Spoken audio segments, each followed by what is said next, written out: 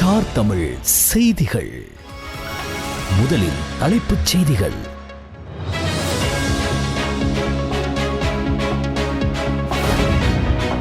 Don Priyasath கொலை சம்பவத்தின் பிரதான சந்தேக நபர் கைது.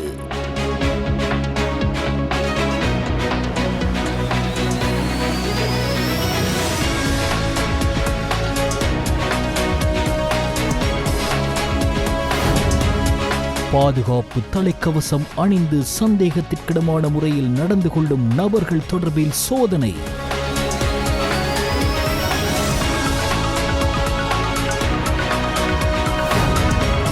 மறு அறிவித்தல் வரை கண்டி நகரத்திற்கு வருகை தருவதை தவிர்க்குமாறு கண்டி மாவட்ட செயலாளர் கோரிக்கை.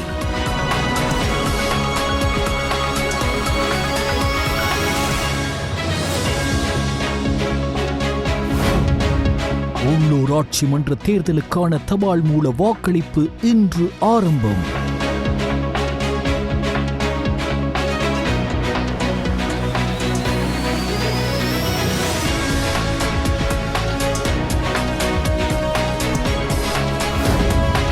இலங்கை மீது அமெரிக்கா விதித்த உயர் தீர்வை வரியை திருத்துவது தொடர்பான பேச்சுவார்த்தைகள் வெற்றிகரமாக முடிந்துள்ளதாக ஜனாதிபதி தெரிவிப்பு.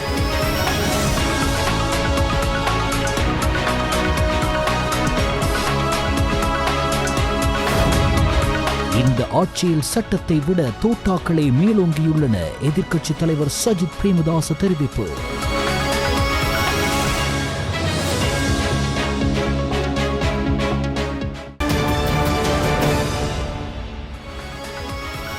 உள்நாட்டுச் செய்திகள். டான் பிரியசாத் கொலை சம்பவத்தின் பிரதான சந்தேக நபர் கைது செய்யப்பட்டுள்ளதாக போலீசார் தெரிவித்தனர். கடந்த 22ஆம் தேதி இரவு வெள்ளம்பிட்டியவில் நடந்த துப்பாக்கிச்சூட்டு சம்பவத்தில் டான் பிரியசாத் கொல்லப்பட்டார். வெள்ளம்பிட்டியவில் உள்ள லக்சந்த செவன அடுக்குமாடி குடியிருப்பு வளாகத்தின் மேல்தளத்தில் இரவு 9:10 மணியளவில் துப்பாக்கிச்சூடு நடந்தது. மோட்டார் சைக்கிளில் வந்த 2 துப்பாக்கிதாரிகள் பிஸ்டல் ரக துப்பாக்கியால் துப்பாக்கிச்சூடு நடத்தியுள்ளமை தெரிய வந்துள்ளது. இந்த சம்பவம் தொடர்பாக சுமார் 10 பேரிடம் வாக்குமூலங்கள் பதிவு செய்யப்பட்டுள்ளதாக போலீசார் தெரிவித்தனர். டான் பிரியசாத் கொலை சம்பவத்துடன் தொடர்புடைய 7 பேர் கைது செய்யப்பட்டுள்ளனர்.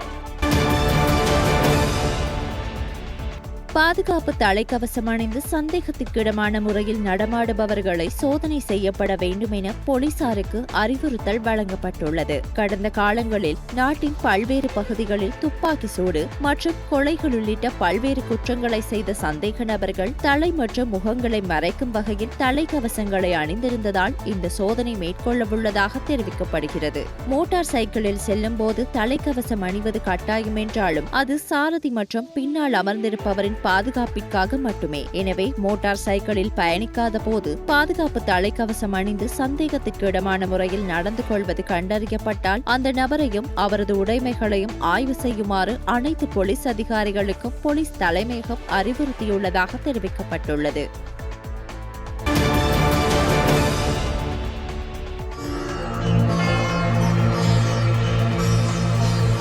கண்டி ஸ்ரீ தலதா மாளிகை புனித தந்த தாது தரிசனம். ஸ்ரீ தலதா அருள் அனைவருக்கும் கிட்டட்டும். மறு அறிவித்தல் வரும் வரை கண்டி நகரத்திற்கு வருகை தருவதை தவிர்க்குமாறு கண்டி மாவட்ட செயலாளர் இந்திக்க உடவத்த அனைத்து குடிமக்களையும் கூறியுள்ளார்.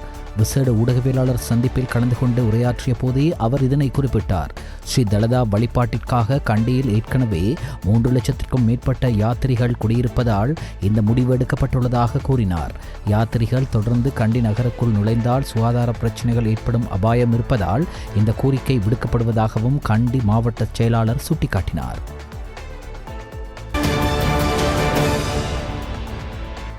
உள்ளூராட்சி மன்ற தேர்தலுக்கான தபால் மூல வாக்களிப்பு இன்று ஆரம்பமாகியுள்ளது. இன்றுடன் ஏப்ரல் 25, 28 மற்றும் 29 ஆகிய திகதிகளிலும் தபால் மூல வாக்குகளை அளிப்பதற்கான வாய்ப்பு வழங்கப்பட்டுள்ளதாக தேர்தல்கள் ஆணைக்குழு தெரிவித்துள்ளது. அரசு நிறுவனங்கள், போலீசார், முப்படைகள், பாடசாலை, கூட்டு தாபனங்கள் மற்றும் அரசியல் அமைப்பு சபை உள்ளிட்ட அனைத்து நிறுவனங்களின் தபால் மூல வாக்கு விண்ணப்பதாரர்கள் இந்த 4 நாட்களில் தங்கள் தபால் மூல வாக்குகளை பதிவு செய்ய வாய்ப்பு கிடைக்கும். இந்த ஆண்டு உள்ளூராட்சி மன்ற தேர்தல் தொடர்பாக 6,48,495 விண்ணப்பதாரர்கள் தபால் மூலம் வாக்களிக்க தகுதி பெற்றுள்ளதாக தேர்தல் ஆணைக்குழு தெரிவித்துள்ளது.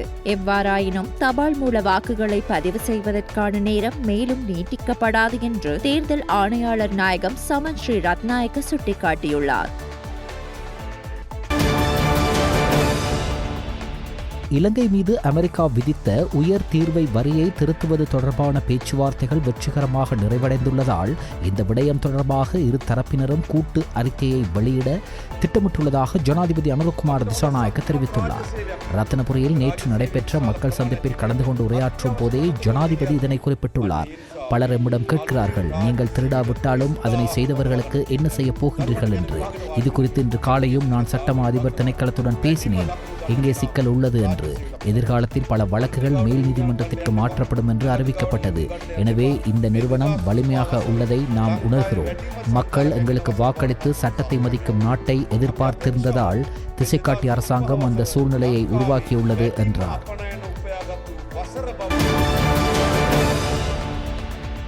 பிள்ளைகளை பாடசாலைக்கு சேர்க்கும் போது அரசியல்வாதிகள், அரசு அதிகாரிகள் மற்றும் அதிபர்கள் நன்மை அடைந்த காலம் முடிவடைந்துவிட்டது. அப்படி அநீதிகள் நடந்தால் தயவு செய்து அமைச்சுக்கு அறிவியுங்கள். ஒவ்வொரு பிள்ளைக்கும் தலையீடு அல்லது பாரபட்சம் இல்லாமல் நியாயமான வாய்ப்பு கிடைக்க வேண்டும் என்று பிரதமர் கலாநிதி ஹரிணி அமரசூரிய தெரிவித்துள்ளார். தொடங்கொட பகுதியில் நடைபெற்ற மக்கள் சந்திப்பொன்றில் கலந்து கொண்டு உரையாற்றும் போதே அவர் இதனை தெரிவித்தார். ඕක තමයි මේ රටේ අමාරුම දේ. මෙච්චර කාලයක් ඕලිමෙන් එනවා ඇමති ගාව. ලියුම් අරගෙන ඇමතිවරයාගේ අත්සනත් එක්ක තමයි ඉස්කෝලේකට දාගන්න පුළුවන්. එතකොට ඇමතිවරයා ගාවට එන එක්කෙනාට ඉස්කෝලේ ලැබෙනවා. නැති ඒගොල්ලන්ට විකල්පයක් නැහැ. නමුත් අපි ඇවිල්ලා එක වෙනස් කරා. සර්කියුලර් එකක් තියෙනවා. සර්කියුලර් එක අනුව තමයි දරුවන් පාසලට දාගන්නේ. අසාධාරණයක් වුණොත් අමාත්‍යාංශය මැදිහත් වෙනවා. කාටවත් විශේෂ සැලකිලි නැහැ. நாட்டு மக்கள் சுதந்திரமாகவும் பாதுகாப்பாகவும் வாழ்வதற்கும் தமது அன்றாட வாழ்க்கையை பாதுகாப்பான முறையில் கழிக்கவும் ஏற்ற சூழலை உருவாக்கித் தர வேண்டியது நாட்டை ஆளும் அரசாங்கத்தின் கடமையாகும் என எதிர்க்கட்சித் தலைவர் சஜித் பிரேமதாச தெரிவித்தார். உள்ளூராட்சி மன்ற தேர்தலை முன்னிட்டு காலியில் நடைபெற்ற மக்கள் சந்திப்பில் கலந்து கொண்டு உரையாற்றும் போதே எதிர்க்கட்சித் தலைவர் இவ்வாறு தெரிவித்தார். தற்போதைய அரசாங்கத்திற்கு இரு தேர்தல்களிலும் பெரும் மக்கள் ஆணைகள் வழங்கப்பட்டுள்ளன. முறைமையில் மாற்றத்தை மக்கள் எதிர்பார்த்தனர். இன்று நாட்டில் பயங்கரமான சூழ்நிலை உருவாகி கொலை கலாச்சாரம் தலை தூக்கியுள்ளது என எதிர்க்கட்சித் தலைவர் சஜித் பிரேமதாச தெரிவித்தார்.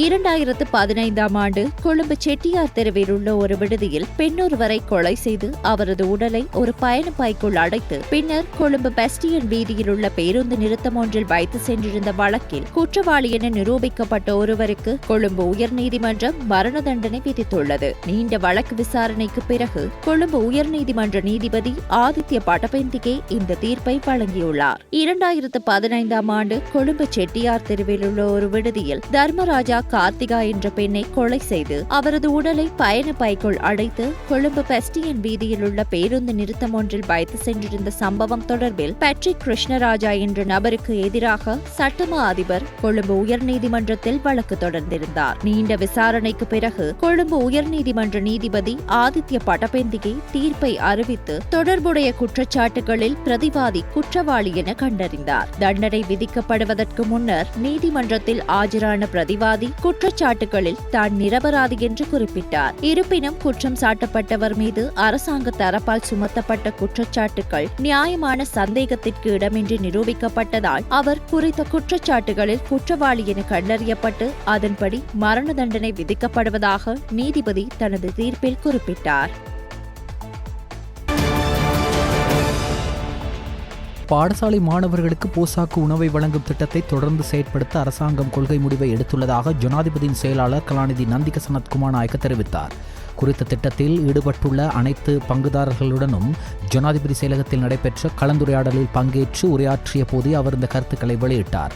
பாடசாலை மாணவர்களிடையே இரத்த சோகையை குறைக்கும் நோக்கில் உலக உணவு திட்டத்தின் உதவியுடன் போசாக்கான உணவுகளை வழங்கும் திட்டம் அமுல்படுத்தப்படுகிறது.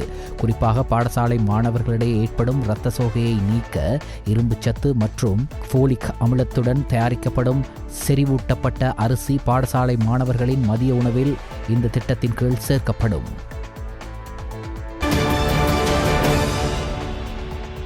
சேவையிலிருந்து இடைநிறுத்தப்பட்டுள்ள போலீஸ் மா அதிபர் தேசபந்து தென்னகோனை பதவி நீக்கம் செய்வது தொடர்பில் விசாரணைகளை மேற்கொள்வதற்கு உயர்நீதிமன்ற நீதியரசர் பி சூரசேன தலைமையில் மூவரடங்கிய சிறப்பு குழு ஒன்று நியமிக்கப்பட்டுள்ளது. இந்த சிறப்பு குழுவின் இணை உறுப்பினர்களாக நீதியரசர் MNP இத்தவெல மற்றும் தேசிய போலீஸ் சேவைகள் ஆணைக்குழுவின் தலைவர் லலித் ஏகநாயக்க அங்கம் வகிக்கின்றனர். போலீஸ் மா அதிபர் தேசபந்து தென்னகோன் தனது பதவிக்கான அதிகாரங்கள் மற்றும் தத்துவங்களை பாரதூரமான வகையில் துஷ்பிரயோகம் செய்தமை தொடர்பில் விசாரணை செய்து அதன் வெளிப்படுத்தல்களை அறிக்கையிடுவதற்காக சபாநாயகரால் இந்த சிறப்பு குழு நியமிக்கப்பட்டது. மருந்தாளுநர்களின் பற்றாக்குறை உட்பட நாட்டில் தனியார் துறை மருந்தகங்கள் தற்போது எதிர்கொள்ளும் ஏராளமான பிரச்சினைகளுக்கு தீர்வு காண நியமிக்கப்பட்ட 5 பேர் கொண்ட குழுவின் அறிக்கை குழுவின் தலைவர் பேராசிரியர் இந்திக்க கருணாதிலக்க மற்றும் சுகாதார மற்றும் ஊடக அமைச்சின் குழு பிரதிநிதிகளால் சமீபத்தில் சுகாதார மற்றும் ஊடக அமைச்சர் டாக்டர் நலிந்த ஜெயதிசவிடம் ஒப்படைக்கப்பட்டது. தனியார் துறை மருந்தகங்களில் மருந்தாளுநர் பற்றாக்குறை இருப்பதாகவும் அந்த துறையை நேரடியாக பாதிக்கும் ஏராளமான பிரச்சினைகள் இருப்பதாகவும் சுகாதார மற்றும் வெகுஜன ஊடக அமைச்சர் டாக்டர் நலிந்த ஜெயதிசவிடம் வந்த அறிக்கைகளை தொடர்ந்து இந்த விவகாரத்தை ஆராய்ந்து பொருத்தமான பரிந்துரைகளுடன் அறிக்கையை சமர்ப்பிக்குமாறு சுகாதார மற்றும் வெகுஜன ஊடக அமைச்சின் செயலாளர் டாக்டர் அனில் ஜெயசிங்கவிடம் அமைச்சர் முன்னர் அறிவுறுத்தியுள்ளார். அதன்படி அமைச்சின் செயலாளர் இந்த 5 பேர் கொண்ட சிறப்பு குழுவை நியமித்தார். கொழும்பு பல்கலைக்கழகத்தின் மருத்துவ கல்வித்துறையின் பேராசிரியர் இந்திக்க கருணாதிலக்க தலைமையிலான 5 பேர் கொண்ட குழுவின் மற்ற உறுப்பினர்களாக உலக சுகாதார அமைப்பின் இலங்கைக்கான அலுவலகத்தின் அத்தியாவசிய மருந்துகள் தொடர்பான தேசிய ஆலோசகர் டாக்டர் சித்ரா அபேவர்தன, தேசிய தொற்றுநோய்கள் நிறுவனத்தின் நிபுணர் டாக்டர் சுரங்க மணில்கம, தேசிய இரத்த மாற்று மையத்தின் இயக்குநர் டாக்டர் லக்ஷ்மண் எதிரிசிங்க மற்றும் தேசிய மருந்து கூட்டுத்தாபனத்தின் உறுப்பினர் டாக்டர் சந்தன அத்தபத்து ஆகியோரை நியமிக்க நடவடிக்கை எடுக்கப்பட்டது.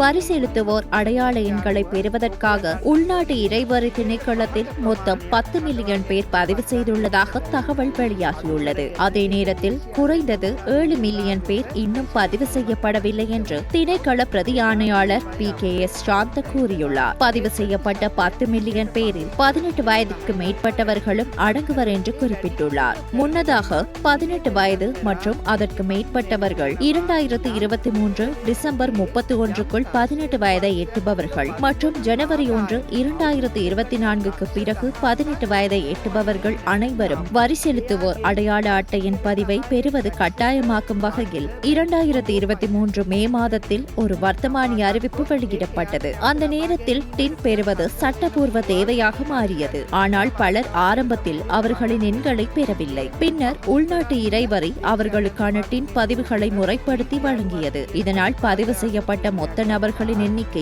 1 கோடியாக உயர்ந்தது என்று சாந்த கூறியுள்ளார். இதனால் பதிவு செய்யப்பட்ட மொத்த நபர்களின் எண்ணிக்கை 1 கோடியாக உயர்ந்தது என்று சாந்த கூறியுள்ளார். இந்த நிலையில் வரி குறிப்புகளை எளிதாக்குவதற்கு மக்கள் தங்கள் டின்களை பெறுமாறு அவர் கேட்டுக்கொண்டார். இந்த நோக்கத்திற்காக இறைவரியின் தலைமை அலுவலகம் மற்றும் கிளை அலுவலகங்களுக்கு செல்லாமல் மக்கள் தங்கள் டின்களை பெறுவதற்காக இணைய முறையை திணைக்களம் அறிமுகப்படுத்தியுள்ளது. எதிர்காலத்தில் வங்கி வைப்பு தொகை, வாகன பதிவுகள் மற்றும் உரிமை பரிமாற்றங்கள், நிலப்பதிவுகள், வணிக பதிவுகள், கடன் அட்டைகளை பெறுதல் மற்றும் பல நிதி பரிவர்த்தனைகள் உள்ளிட்ட பல்வேறு நிதி மற்றும் சட்ட நடவடிக்கைகளுக்கு டின் கட்டாயமாகிவிடும் என்று பிரதி ஆணையாளர் குறிப்பிட்டுள்ளார். මිලියන 10කට මේ ටින් නම්බර එක නැත්තම් බදු ගෙවන්න හඳුනා ගැනීමේ අංකය ලබා දීලා තියෙනවා. 6வது ஆசிய இளைஞர் மெய்வல்லுநர் போட்டியில் வெள்ளி மற்றும் வெண்கலப் பதக்கம் வென்ற பாணதுரை ஸ்ரீ சுமங்கல வித்தியாலயத்தைச் சேர்ந்த தில்கி நிஹாராவை வரவேற்கும் நிகழ்வு அண்மையில் நடைபெற்றது.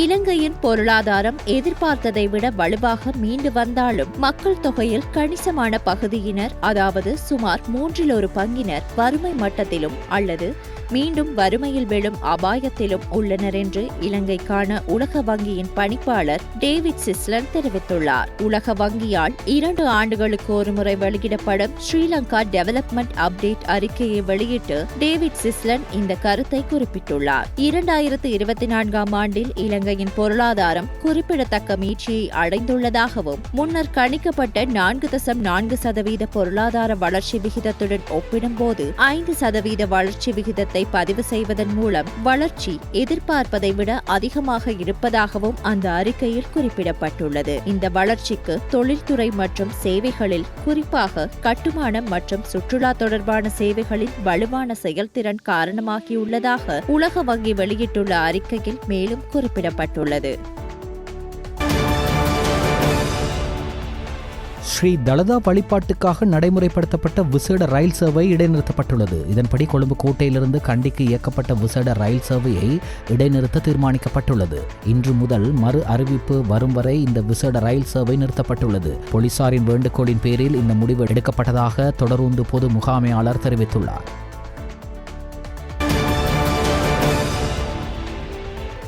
கட்டுநாயக்க விமான நிலையத்தில் வர்த்தகர் உட்பட 2 கைது செய்யப்பட்டுள்ளனர். குறித்த கைது நடவடிக்கையானது விமான நிலைய சுங்க அதிகாரிகளினால் மேற்கொள்ளப்பட்டுள்ளது. சட்டவிரோதமாக நாட்டிற்கு கொண்டுவரப்பட்ட வெளிநாட்டு சிகரெட்டுகளுடன் சந்தேக நபர்கள் கைது செய்யப்பட்டுள்ளனர். இதன்போது கண்டி பேராதனை பிரதேசத்தை சேர்ந்த 25 வயதுடைய இளைஞனும் கொழும்பு பிரதேசத்தை சேர்ந்த 46 வயதுடைய வர்த்தகருமே கைது செய்யப்பட்டுள்ளனர். இதன்போது விமான நிலைய சுங்க அதிகாரிகளால் மேற்கொள்ளப்பட்ட சோதனையில் சந்தேக நபர்கள் கொண்டு வந்த பயணப்பொதிகளில் இருந்து 1,15,50,000 ரூபாய் பெறுமதியான 77,000 வெளிநாட்டு சிகரெட்டுகள் அடங்கிய 385 சிகரெட் கார்ட்டன்கள் கைப்பற்றப்பட்டுள்ளன. மேலும் இது தொடர்பான விசாரணைகளை விமான நிலைய சுங்க அதிகாரிகள் மேற்கொண்டு வருகின்றனர். ஜனாதிபதி அனுரகுமார் திசாநாயக்க தேர்தல் காலத்தில் வழங்கிய வாக்குறுதிகளை மறந்து எதிர்க்கட்சித் தலைவர் போன்று செயற்பட்டு வருவதாக பாராளுமன்ற உறுப்பினர் ஜீவன் தொண்டமான் குற்றம் சுமத்தியுள்ளார். நோர்வுட் பிரதேச சபைக்கு உட்பட்ட தோட்ட பிரதேசங்களில் உள்ளூராட்சி மன்ற தேர்தல் பிரசார கூட்டம் பாராளுமன்ற உறுப்பினரும் இலங்கை தொழிலாளர் காங்கிரசின் பொதுச் செயலாளருமான ஜீவன் தொண்டமான் தலைமையில் டிகோயா, வனராஜா, போடைஸ், பட்டல்கள், கேர்கஸ்வால்ட், மோரா ஆகிய பகுதிகளில் நேற்று இடம்பெற்றது. தேர்தல் பிரசார கூட்டத்தில் கலந்து கொண்டு தொடர்ந்து மக்கள் மத்தியில் உரையாற்றும் போதே ஜீவன் தொண்டமான் இவ்வாறு தெரிவித்தார்.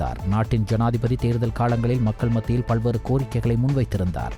ஆனால் தற்போது அவர் வாக்குறுதிகளை மறந்து எதிர்க்கட்சி தலைவர் போன்று செயற்பட்டு வருகிறார் என அவர் தெரிவித்தார். 1,00,000 ரூபாவை லஞ்சமாக கோரிய இலங்கை போக்குவரத்து சபையின் கிழக்கு மாகாண பிராந்திய அலுவலகத்தின் சிரேஷ்ட ஒழுக்காற்று அதிகாரியொருவரும் பாதுகாப்பு அதிகாரியொருவரும் லஞ்சம் கோரிய குற்றச்சாட்டில் கைது செய்யப்பட்டுள்ளனர். கந்தலாய் பகுதியைச் சேர்ந்த ஒருவர் அளித்த முறைப்பாட்டின் அடிப்படையில் நடத்தப்பட்ட விசாரணையை தொடர்ந்து இந்த கைது இடம்பெற்றுள்ளது. திருகோணமலை வவுனியா வழித்தடத்தில் இயக்கப்படும் திருகோணமலை டிப்போவிற்கு சொந்தமான இலங்கை போக்குவரத்து சபை பேருந்தில் பயணிகளின் டிக்கெட்டுகளை ஆய்வாளர்கள் சரிபார்த்தபோது பயணி ஒருவருக்கு டிக்கெட்டினை வழங்காமை தொடர்பில் பேருந்தின் நடத்துனராக பணியாற்றிய முறைப்பாட்டாளருக்கு எதிராக ஒழுக்காற்று விசாரணை நடத்தப்பட்டு பணியிலிருந்து இடைநிறுத்தப்பட்டிருந்தார். முறைப்பாட்டாளருக்கு பாதிப்பு ஏற்படாத வகையில் விசாரணையை முடித்து மீண்டும் பணியில் அமர்த்த 1,00,000 ரூபாயை லஞ்சமாக கோரியுள்ளார். பின்னர் சந்தேக நபர் அலுவலகத்தில் உள்ள பாதுகாப்பு அதிகாரி மூலம் பணத்தை கோரி பெற்றுள்ளார். அதன்படி இலங்கை போக்குவரத்து சபையின் கிழக்கு மாகாண பிராந்திய அலுவலகத்தில் பணிபுரியும் சிரேஷ்ட ஒழுக்காற்று அதிகாரி மற்றும் பாதுகாப்பு அதிகாரியும் இலங்கை போக்குவரத்து சபையின் கிழக்கு மாகாண அலுவலகத்தில் வைத்து லஞ்சம் அல்லது ஊழல் குற்றச்சாட்டுகளை விசாரிக்கும் ஆணைக்குழுவின் விசாரணை அதிகாரிகளால் லஞ்சம் வாங்கிய குற்றச்சாட்டில் கைது செய்யப்பட்டனர். கைது செய்யப்பட்ட சந்தேக நபர்கள் கல்முனை நீதவான் நீதிமன்றத்தில் ஆஜர்படுத்தப்படவுள்ளனர். முன்னாள் ஜனாதிபதிகள் பயன்படுத்தும் வாகனங்களின் எண்ணிக்கையை கட்டுப்படுத்தும் வகையில் ஜனாதிபதி செயலாளர் புதிய அறிவுறுத்தல் ஒன்றை விடுத்துள்ளார். முன்னாள் ஜனாதிபதிகள் தங்களின் பயன்பாட்டுக்கென 2 வாகனங்களை மட்டுமே வைத்துக் கொண்டு மேலதிக வாகனங்களை அரசாங்கத்திடம் மீள ஒப்படைக்குமாறு குறித்த அறிவுறுத்தல் மூலம் அவர் வேண்டுகோள் விடுத்துள்ளார். அரசாங்கத்தின் செலவீனங்களை குறைக்கும் நடவடிக்கையின் ஒரு பகுதியாக இந்த அறிவுறுத்தல் விடுக்கப்பட்டுள்ளது. எனினும் இது தொடர்பில் முன்னாள் ஜனாதிபதிகள் தரப்பிலிருந்து எதுவித பதிலும் வெளிப்படுத்தப்படவில்லை என்றும் தெரிய வந்துள்ளது. இதேவேளை அமைச்சர்கள் அவர்களுக்கு வழங்கப்படும் வாகனங்களின் எண்ணிக்கையை 2ஆக மட்டுப்படுத்தி ஜனாதிபதி செயலாளரால் சுற்றறிக்கை வெளியிடப்பட்டுள்ளது. சால்ட் ஹவுஸ் கிரியேட்டிவ் சர்வதேச திரைப்பட விழாவில் மன்னாரை சேர்ந்த இளைஞன் கவிவர்மன் 2025 ஆண்டிற்கான சிறந்த இயக்குனர் எனும் சர்வதேச விருதை பெற்றுள்ளார். சர்வதேச ஆஸ்திரேலிய திரைப்பட போட்டிக்காக 28 நாடுகளிலிருந்து அனுப்பப்பட்ட நூற்றுக்கணக்கான திரைப்படங்களில் குறித்த இளைஞன் சர்வதேச விருதை தட்டிச் சென்றுள்ளார். கடந்த வருடம் இவ்விளைஞனின் மடமை தகர் என்ற திரைப்படம் வெளியாகி உள்ளூர் ரீதியாக பல பாராட்டுக்களை பெற்றிருந்த நிலையில் தற்போது சர்வதேச ரீதியாகவும் அங்கீகாரத்தை பெற்றுள்ளது. குறித்த திரைப்படம் தற்கொலை எந்த பிரச்சினைக்கும் தீர்வாகாது எனும் கதைக்கருவை மையமாக கொண்டு உருவாக்கப்பட்ட திரைப்படமாக காணப்படுவதோடு கடந்த வருடம் இந்த திரைப்படம் மன்சன் சினிமா திரையரங்கில் வெளியிடப்பட்டது. குறித்த குறும்படம் பல்வேறு விமர்சனங்கள், பலதரப்பட்ட மக்களின் பாராட்டுகள் என்பவற்றை பெற்ற நிலையில் சால்ட் ஹவுஸ் கிரியேட்டிவ் நடாத்திய சர்வதேச திரைப்பட போட்டியில் சிறந்த இயக்குனருக்கான விருதை தன்வசப்படுத்தியுள்ளது. சர்வதேச நாடு ஒன்றில் மன்னார் இளைஞன் சிறந்த குறும்பட இயக்குனருக்கான விருதை பெறுவது இதுவே முதல் முறை. இந்நிலையில் குறித்த இளைஞனுக்கு பலரும் தமது வாழ்த்துக்களை தெரிவித்து வருகின்றனர்.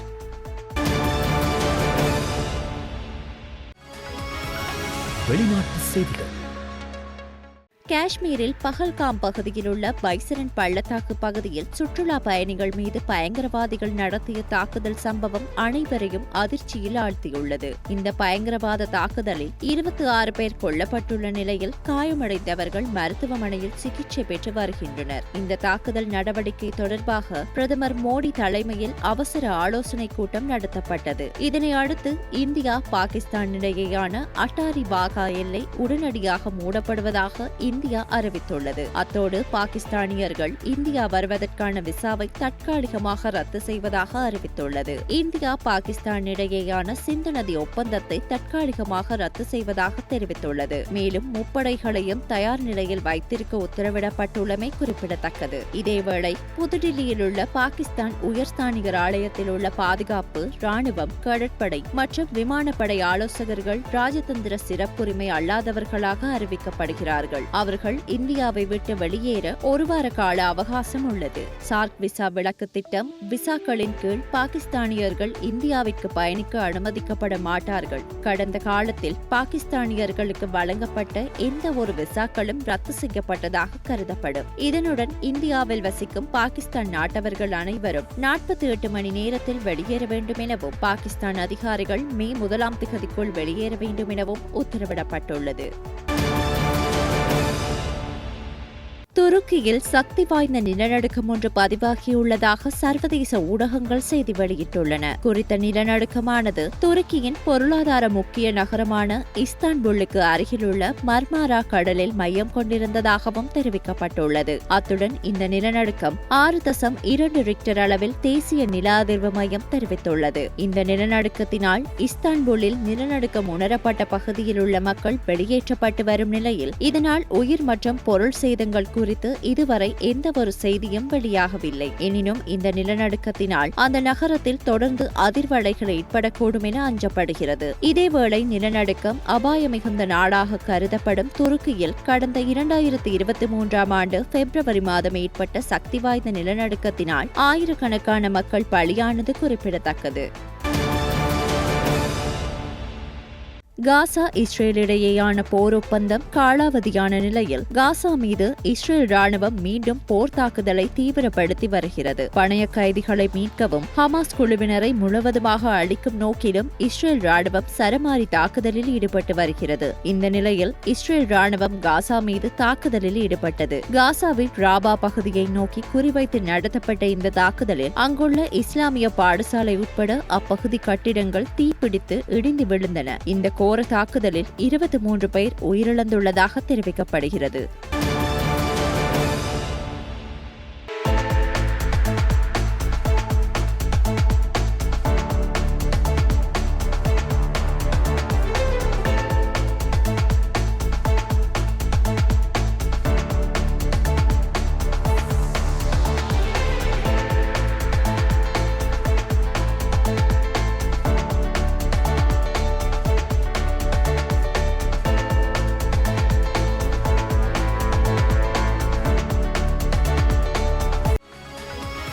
விளையாட்டு செய்திகள்.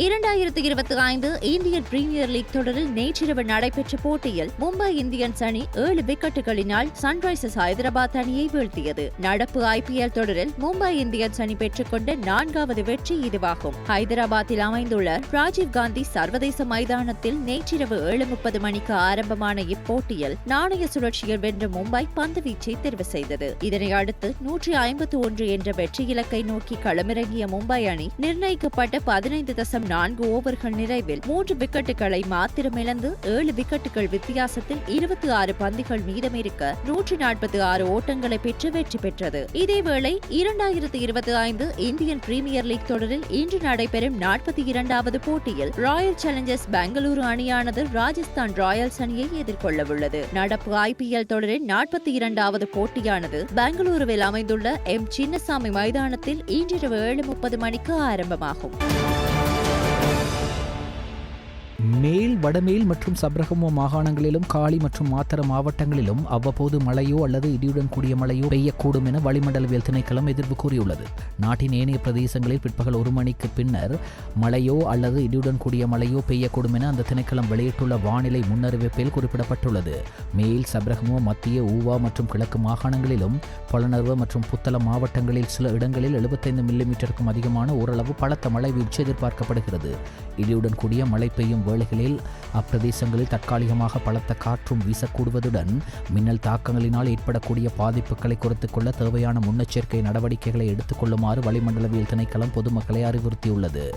மத்திய, சப்ரகமோ மற்றும் ஊவா மாகாணங்களிலும் அம்பார மாவட்டத்திலும் சில இடங்களில் காலை வேளையில் பனிமூட்டமான நிலை காணப்படும் என எதிர்பார்க்கப்படுகிறது.